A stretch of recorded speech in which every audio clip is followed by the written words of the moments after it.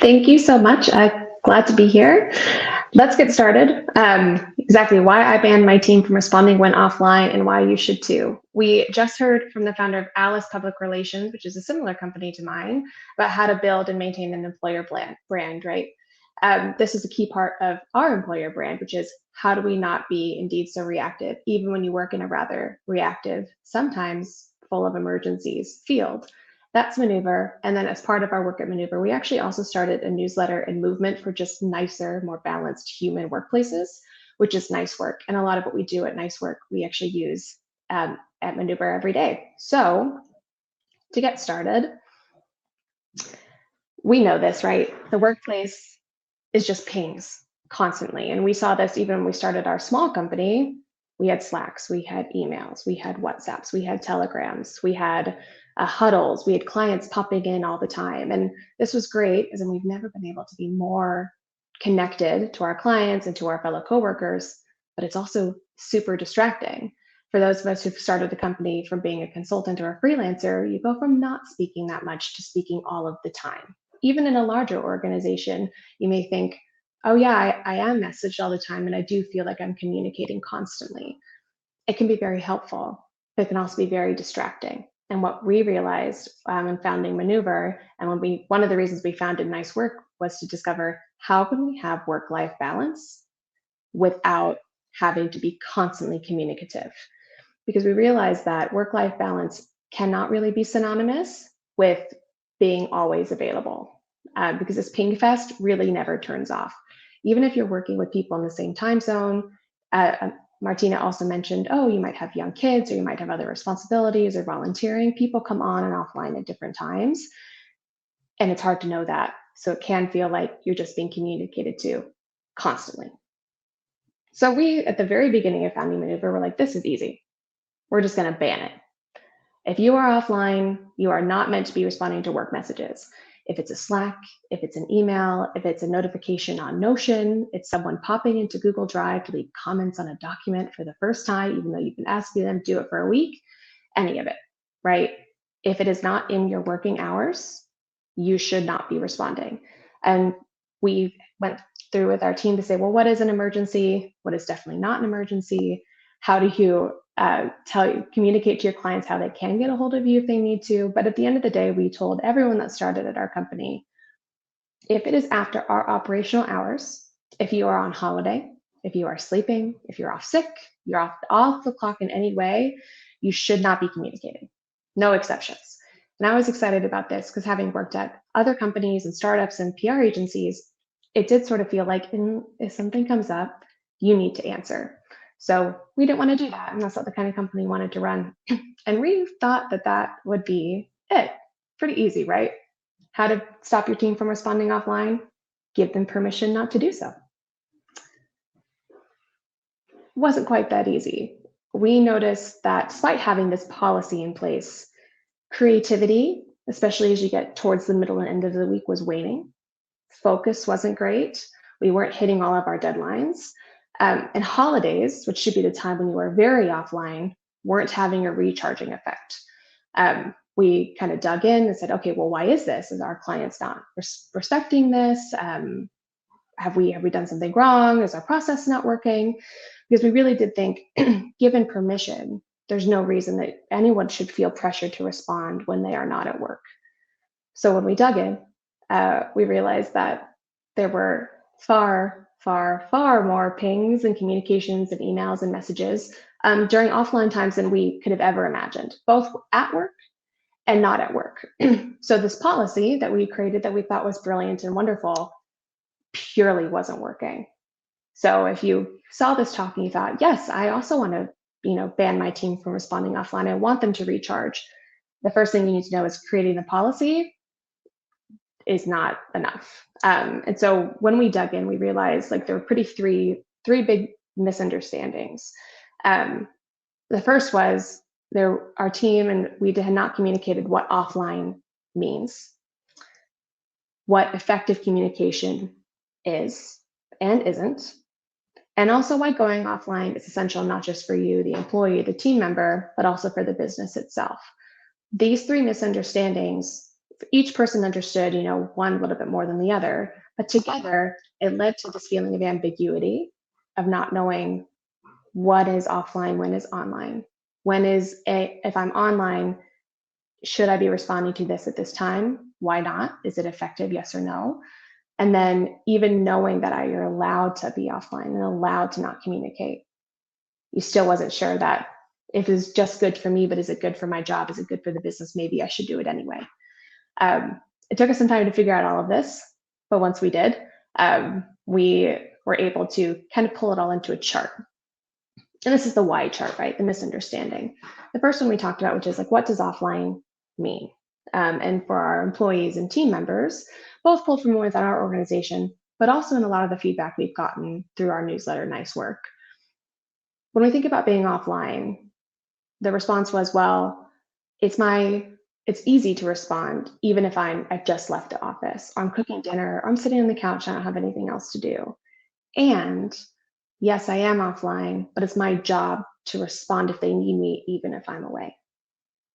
And then for our managers, but also this applies to founders and entrepreneurs, what we call humans in charge, they also thought, well, I know that what offline means technically, but it's my responsibility to respond as quickly as possible. So like an elevated feeling of responsibility to maybe what an employee or team member would feel. On top of that, when we think about then what effective communication is and isn't, employees and team members, people who are not yet managing others, were thinking, well, it's easier just to respond. Or I'm the only one who will know this, so I should just respond because it's just going to cause more problems if I don't. And then for our humans in charge, they have, again, that responsibility of managing people and the organization, thinking, well, we need to respond to each other so we can get our work done effectively. So in fact, effective communications is constant, open communications.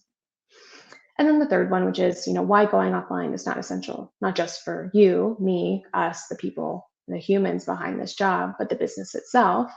Our younger employees were worried about getting in trouble and saying like, well, it's not that much to do. And the client and customer partner will be happy, right? Like, and that's actually good for the business. So that's why I should do it. And then our humans in charge are thinking, well, I'm worried about what will happen to this business if we don't respond. So sort of this, I will kind of sacrifice my time offline or at the beach or with my family or sleeping or cooking to make sure that the business stays stable. All really good reasons, right? But even with the best reasons in the world, we know this 24/7 communication is still really draining. So even if given permission to not be responding, to be offline, to be a human with a life, not just a human with a job, the question is why do we do it? Why is having a policy not enough? And what's continuing to pull us towards these reasons for wanting to respond, even though we know it's not good for our creativity, it's not good for our focus, and it's not good for our happy feelings at work. Again, from talking to people that we've interviewed for the newsletter as well as at Maneuver, realize that it's just really hard to fight this reward system wiring, especially in a business where you work with customers or clients. I think sales will understand this, business development will understand this, but so will jobs like engineers, accountancy, and finance. It feels good to check things off a list, even if it's just responding to messages. It is also easier to ping in an answer than it is to work on a bigger project. If you know that you need to write a 20-page report, but people are popping in to ask you, oh, do you know where this file is? Or do you know this thing? Or hey, can we huddle quickly? That is easier. It's something you can accomplish immediately versus having to like slowly chip away at a larger project. And the last one, which I think is the most pernicious one, and one of the biggest and most important things to tackle if you want your team to be able to go offline, is it's faster in the moment to just respond than it is to create, much less maintain, a system where this responsiveness isn't required or rewarded. So the rewarded piece of this is, have we built a culture where the people who respond the fastest are promoted, are praised, get opportunities that others don't? Or on the flip side, are the people who don't respond as quickly penalized in any way? So that's the rewarding side, but then isn't required. Where is this information? Have we created a culture where it indeed the fastest, but also maybe one of the only avenues to getting an answer is to message someone because there isn't a central repository, there isn't a hub, there isn't other policies and processes by which they can find out this information. All of these things together mean if the choice is, should I respond or not, instead of working on my larger project, well, it's going to feel good to respond because I've accomplished something. I get to accomplish something instead of slowly working away at a project that I haven't, finished accomplishing.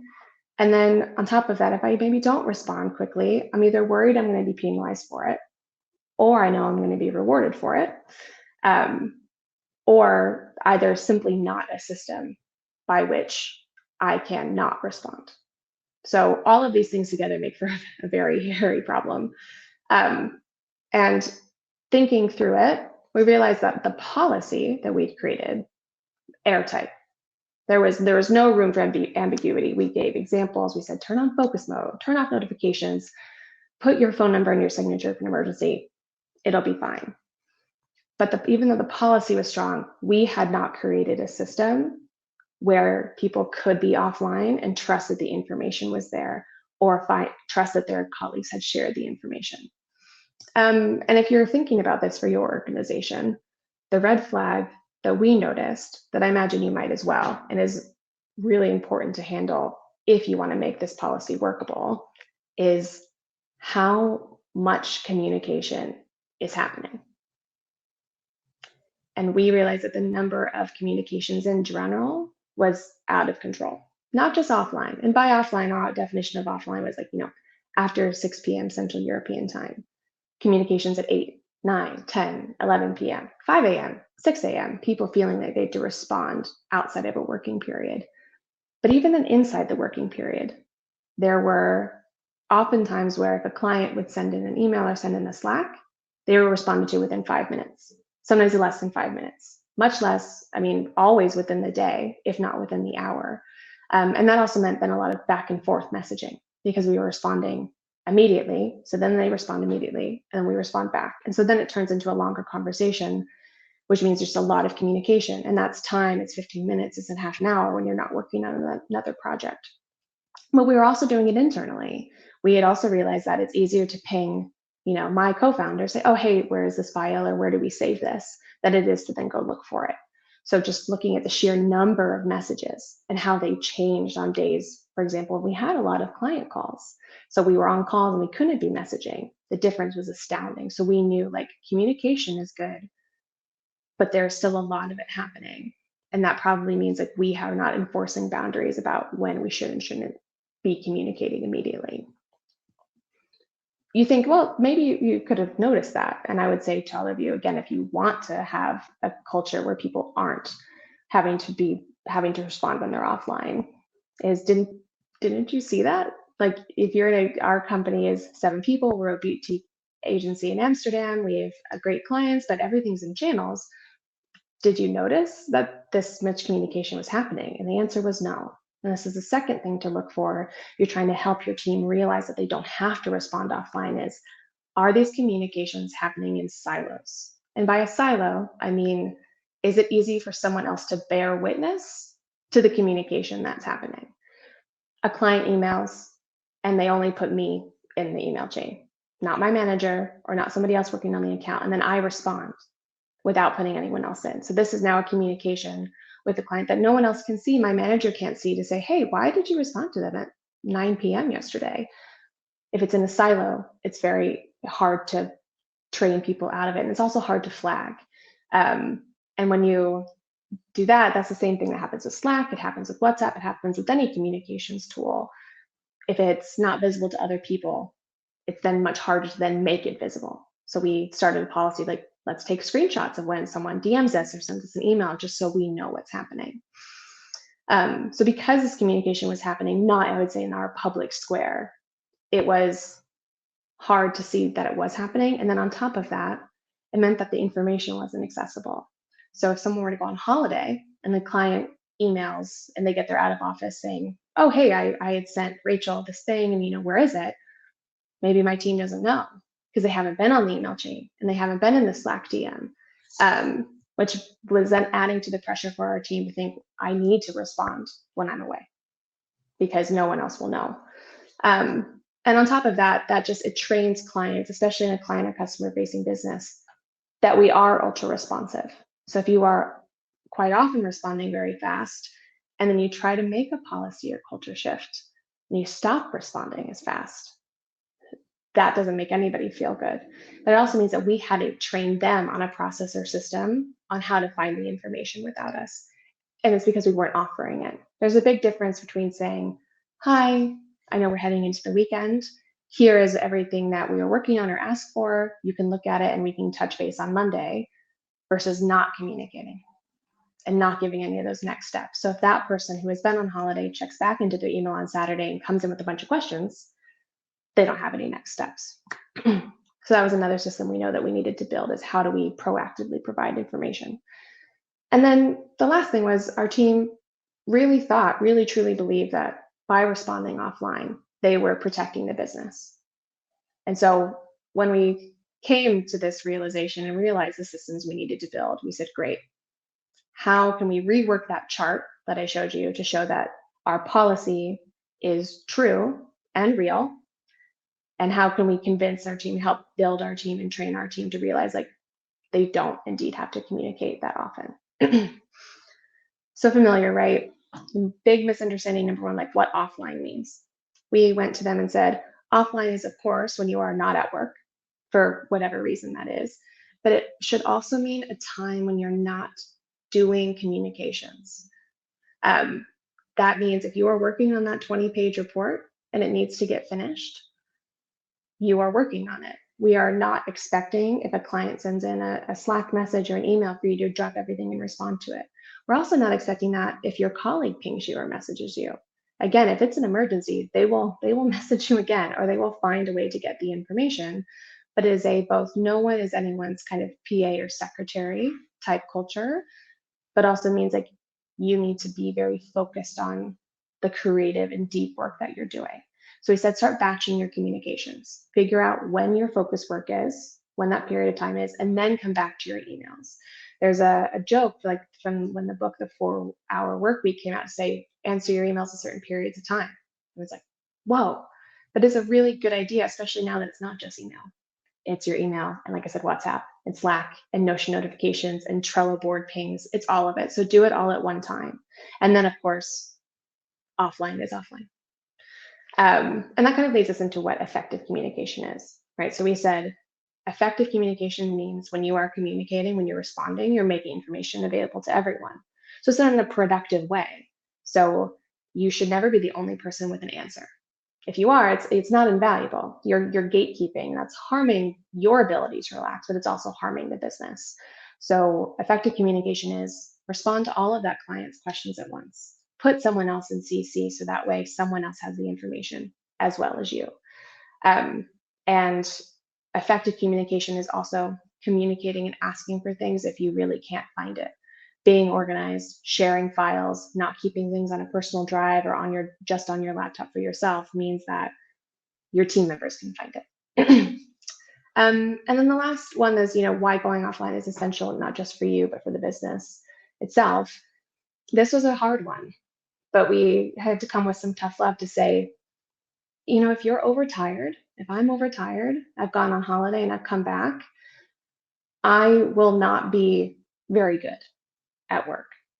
If I know that I've been responding through my dinner time, through my time with my family, in the morning when I'm normally having my coffee and meditating, I'm going to be a bit upset, even if it's subconscious and even if it's not that big of a deal. You are feeling like work is interrupting in the parts of your life that are equally important and human. And when that happens, so when we are overtired or when we haven't recharged, we feel like we've taken a holiday that we haven't been able to properly enjoy, or we haven't finished the deep work we need to do because our manager keeps pinging us, be like, can you send this? Can you send this? Where is this? Can you help me? We will not perform well. And it sets a bad expectation with clients as well in responsiveness. And that ultimately will lose us business. because we're not performing to the way that we want to be and that we indeed could be. And that especially applies to communicating with clients. Because even though they want a lot of that communication, they're initiating it, it will indeed actually lose us their trust.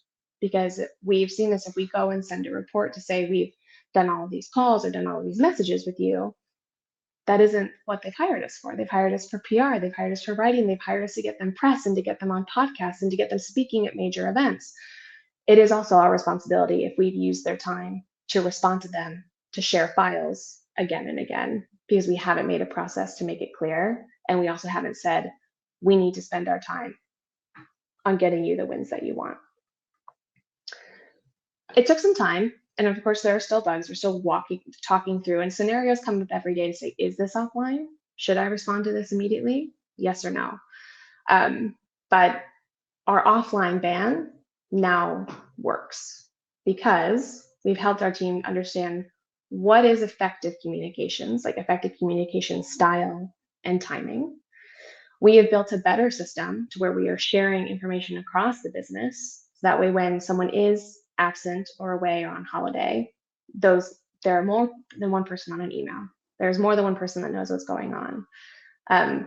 In doing that, we've helped them be more protective of their focus time and communication time. So focus, again, this creative work, this deep work, this flow state, don't interrupt it with Slack messages, but come back to it at a communications time. And some of that communications time, that admin time, is also when you can share emails, share screenshots. Be like, I just want to make sure that you see this. Because while we can always control ourselves and what we do, we can't always control what everyone else does. We all have and know someone that always forgets to reply all. That's okay. And they're not doing it maliciously. At least that's what we want to hope. We just need to share that information ourselves. And I think now we're also much more informed about how this offline and pinging harms their balance and also harms the bottom line. Then one of the things that we do, which is part of a way that we more effectively communicate, is we always use TLDR. Too long, don't read. You just came into this talk and you're like, I missed it. How do I keep my team from responding offline? Or why should I keep them from responding offline? This is about creating a nicer workplace. And it's to remind all the humans that you work with, that there are a lot of really good reasons to be on. But even with all those good reasons, it is exhausting. And when we're exhausted, we just don't do great work. We don't do great work, and we're not as patient with other people. We don't see the forest for the trees. You lose a lot of perspective. And that's when you're very responsive, you actually become very reactive. So I always say, we're a responsive agency, but we're not a reactive agency. Because if you can be responsive, you can see the whole picture and respond with all of the information and next steps that they need, instead of a kind of reactive response, which comes out of, frankly, being tired and a bit stressed. So it's how we redid our strategy. And we said, stop the constant pinging, ping at certain times. And the result is we do have a more balanced and a more creative and a more productive workplace. So to summarize, if you want a team that is doing more creative work, where they're more passionate, when they have time to come up with special projects, like Martina was saying in the talk before, you need to help them unlock their true potential and create a workplace where they can thrive. And one of the things that you can do to help them thrive, that would help most humans thrive, is to free them from the responsibility of needing to be constantly communicating. Offline is important, but so is online. Just batch it. And so that's what we've started to do at Maneuver. And I think it's working well. And as I mentioned before, that's what I've talked about a lot here, is if you are a human in charge, if you're a founder or if you're a manager, managing of people. But the other side of this, of course, is when you are an employee or you are a team member and you don't have the power to change that culture for yourself. So you might be watching this thinking, I'd love to work somewhere like that, but my organization isn't like that. And I have a manager who pings me a lot, or I am expected to respond to clients even when I am on holiday. And to that I say, there's only so much that you can do for yourself. But that's why we founded Nice Work, which you can read at nicework.email. It's a newsletter. And that's to give everyone, regardless of how much power you have in that organization, a way to find and create a better and nicer workplace, even for yourself. And a lot of the tips that I've shared in this talk can also apply to you. It can be well, I am being asked to communicate constantly. How can I proactively share information so that way my clients or the people that I work with better know how to find things? How can I start directing them to shared folders and shared plans instead of just sharing information? Who else can I bring into CC so we know that I am not the only person that has all of the information, so I'm not even accidentally being a gatekeeper. And that's that. So again, if you'd like to learn more about what we do at Maneuver, you can always reach out to us. Our website there is maneuver.co.